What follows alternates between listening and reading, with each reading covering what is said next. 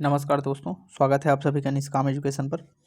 इस वीडियो में छत्तीसगढ़ी भाषा से संबंधित महत्वपूर्ण प्रश्नों पर चर्चा करने वाले हैं। ठीक है, प्रश्नों की संख्या होगी 15।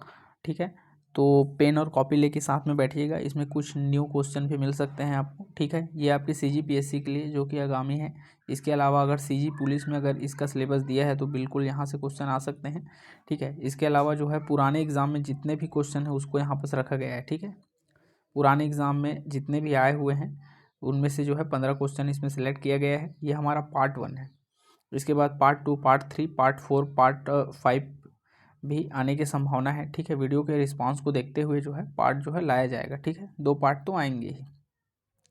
चलिए शुरू करते हैं वीडियो को। पहला क्वेश्चन है, छत्तीसगढ़ी मुहावरा में रिक्त स्थानों की पूर्ति करें। दिया है मुहावरा जो है, पैसा पैसा बर खालिस्तान। ठीक है, खालिस्तान को भरना है। पैसा पैसा बर खालिस्तान। खालिस्तान में क्या आएगा? क्या भरना होगा, जीना होगा, कामना होगा, सॉरी कामना, हाँ कामना होगा या तरसना होगा।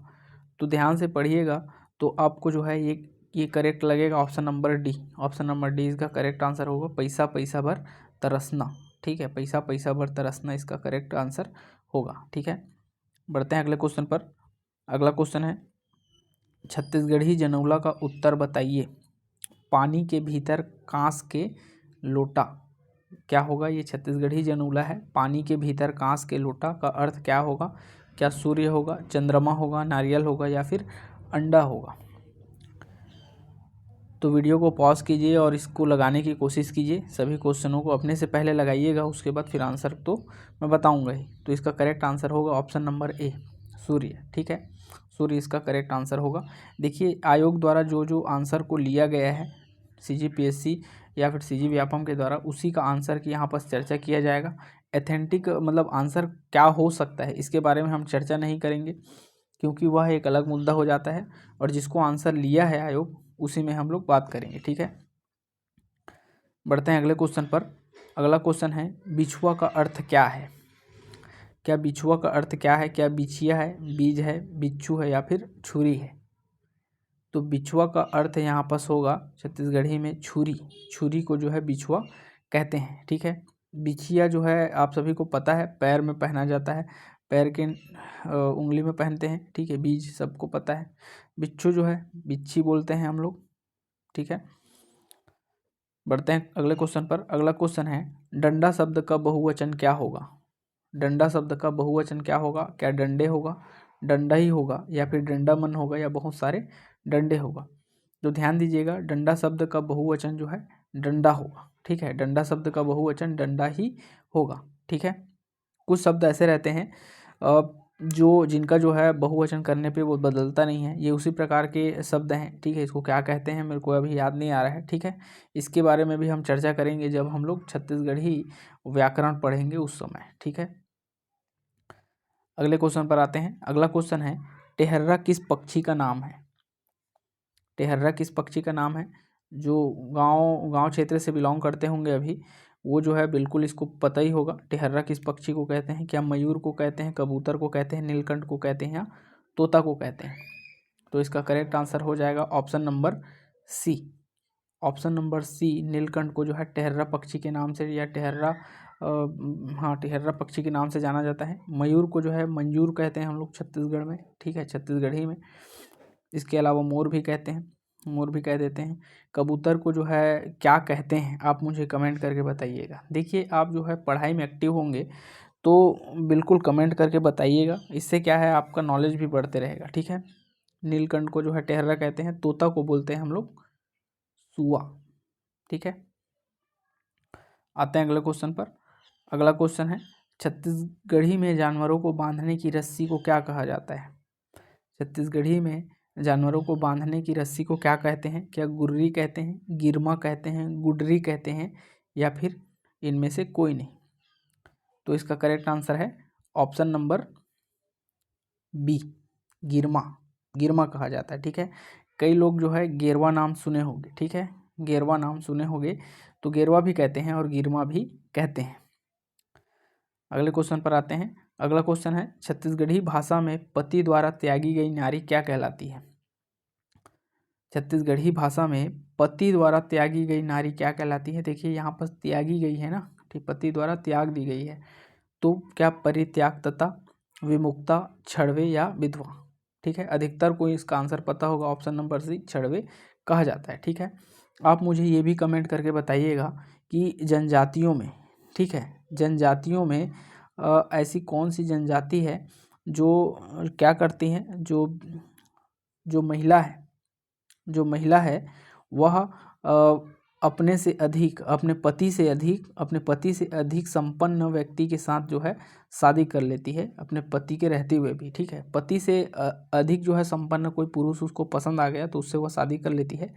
ऐसा विवाह को क्या विवाह कहते हैं और किस जनजाति में प्रचलित है, ये कमेंट करके बताइएगा। देखिए जो है इसको आप सर्च करेंगे तो आप में जो है थोड़ा सा जिज्ञासा बना रहेगा और क्या है, हर चीज़ों को आप समझते हुए चलेंगे। ठीक है, बढ़ते हैं अगले क्वेश्चन पर। अगला क्वेश्चन है, जिसका पति जीवित हो, ध्यान दीजिएगा यहाँ पर, जिसका पति जीवित हो, इस वाक्य खंड के लिए सार्थक शब्द क्या होगा? क्या विधवा होगा, विधुर होगा, पतित होगा, स्त्रैण होगा या इनमें से कोई नहीं? तो ध्यान दीजिएगा, मैं इसका सभी का मतलब आपको बता देता हूँ। ठीक है, देखिए विधवा का मतलब क्या होता है? जिसका पति जीवित ना हो। ठीक है, जिसका पति जीवित ना हो। विधुर का मतलब क्या है? विधुर का मतलब है जिसकी पत्नी जीवित ना हो। ठीक है, जिसकी पत्नी जीवित ना हो।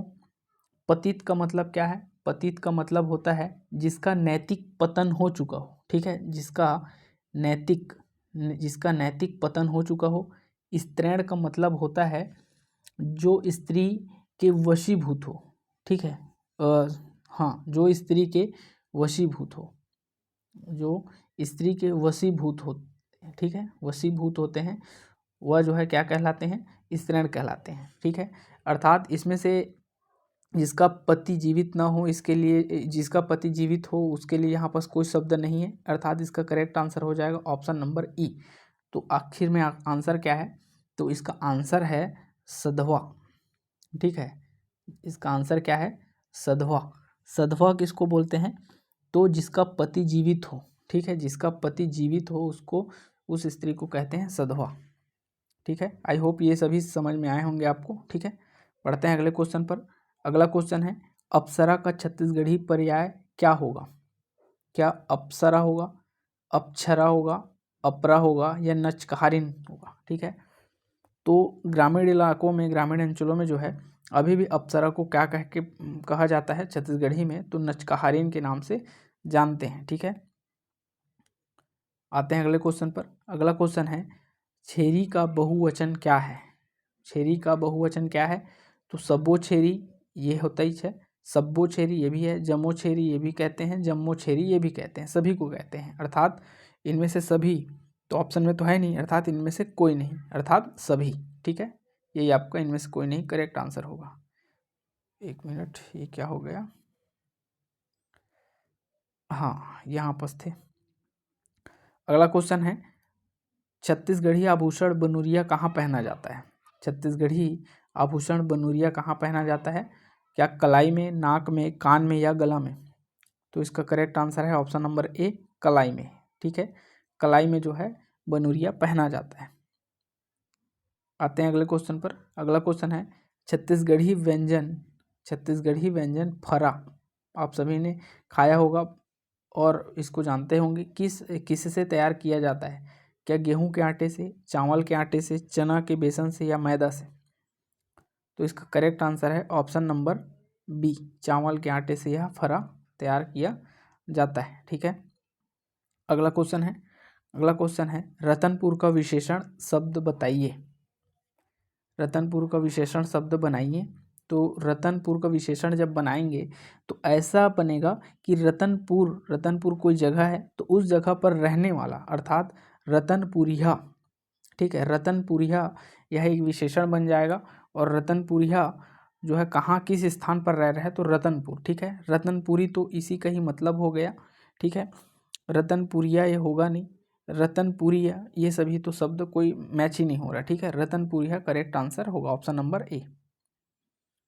बढ़ते हैं अगले क्वेश्चन पर। अगला क्वेश्चन है, कूरा ससुर का अर्थ क्या है? कूरा ससुर का अर्थ क्या है? जो स्त्री के शादी हो चुके हैं उन लोगों को अच्छे से पता होगा। जेठ को कहते हैं कूरा ससुर, ठीक है। ये जितने भी क्वेश्चन हैं वो पुराने एग्जामों में आए हुए हैं, ठीक है। किसी को भी आप स्किप मत कीजिए, सभी को आप ध्यान से पढ़ते चलिएगा, ठीक है। अंजोरी पाख आना मुहावरा का क्या अर्थ है? अंजोरी पाख मुहावरा का अर्थ क्या है? देखिए ये पेपर में बहुत बार आ चुका है, अभी भी यह जो है आईएमपी ही है, ठीक है। आईएमपी है, कभी भी फिर पेपर में आ सकता है, बहुत बार आया भी है। तो इसका करेक्ट आंसर हो जाता है अच्छे दिन आना, ठीक है। अच्छे दिन आना जो है इस अंजोरी पाख मुहावरा का अर्थ है। देखिए इसका शुक्ल पक्ष आना नहीं होगा, ठीक है, क्योंकि देखिए शुक्ल पक्ष आना जो है इसका अर्थ हो जाएगा, मुहावरा नहीं है। मुहावरा जो है अच्छे दिन आना है, ठीक है। तो कई लोगों को लगता है शुक्ल पक्ष आना या फिर रात उजाला हो जाना, ये नहीं है, अच्छे दिन आना इसका करेक्ट आंसर है, ठीक है। तो इस प्रकार आपके जो है 15 क्वेश्चन यहाँ पर कंप्लीट हो जाते हैं। ये पार्ट 1 है। इसके बाद जो है जैसा रिस्पॉन्स रहेगा, कमेंट रहेगा, उसके अनुसार जो है अगला वीडियो भी जल्द ही आएगा, ठीक है। उसके बाद पार्ट 3 पार्ट 4 भी आएंगे, 5 तक के आएंगे ही, ठीक है। चलिए बढ़ते हैं, मिलते हैं अपने अगले वीडियो में।